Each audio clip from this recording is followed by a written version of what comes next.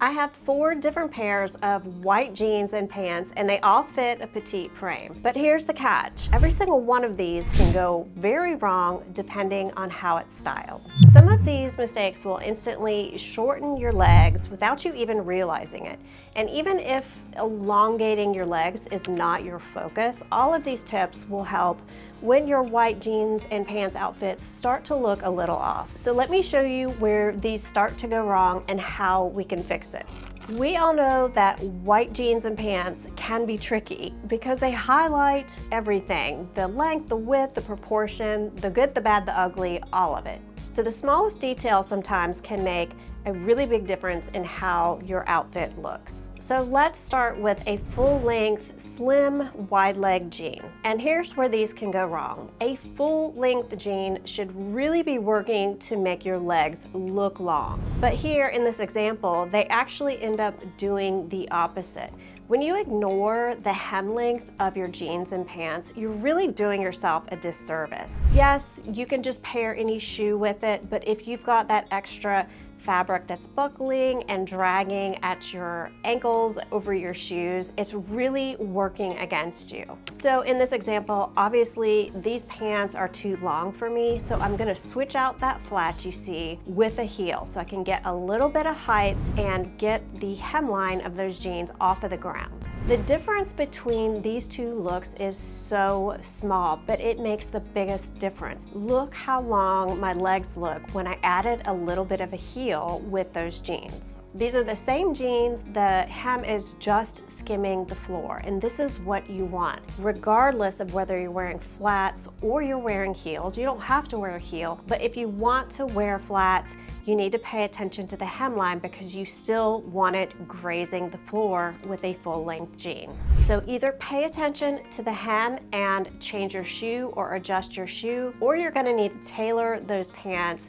to the shoes that you're gonna be wearing with them. So with full-length jeans, it's not just about the length, it's about precision in the length. So I'm really curious, how many of you avoid a full-length wide-leg jean because either you can't get the length right or you can't get the shoe right? Let me know down in the comments.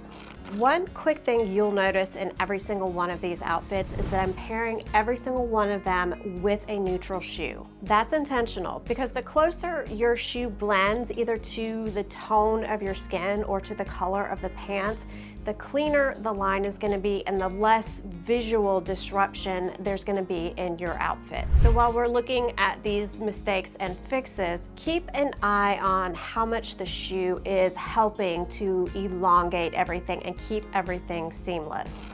In the next example, we have a wide leg cropped jean. We know how too much volume can overwhelm a petite frame. And this is where white pants actually make this problem worse because it highlights the width, it visually adds more width because it visually adds more volume. And pairing this wide leg with a very loose, flowy, kind of casual, oversized top is just exaggerating the problem. So it's not that these wide leg crops can't work, it's just how you style them. Now I've switched to a bubble hem top that's shorter, obviously, a little bit closer to my waistline. I love this kind of top because you can get the look of tucking without tucking. It still gives that blousing effect. So you can see visually in the comparison what a big difference just switching that top makes in the entire outfit. Wide leg crops can be really tricky, and I've shared my opinion on these before. Now, most cropped wide legs hit me right at the lower part of my ankle bone. Even in that case, if you wear the wrong shoe with these, they can look like high waters. And if the crop is too short, it can really make you look even shorter than you are. And we're gonna take a look at something that is too cropped in the next example. Okay, this one is subtle, but it is the most overlooked detail, and I see this one all the time. And it makes a big impact when you see the difference.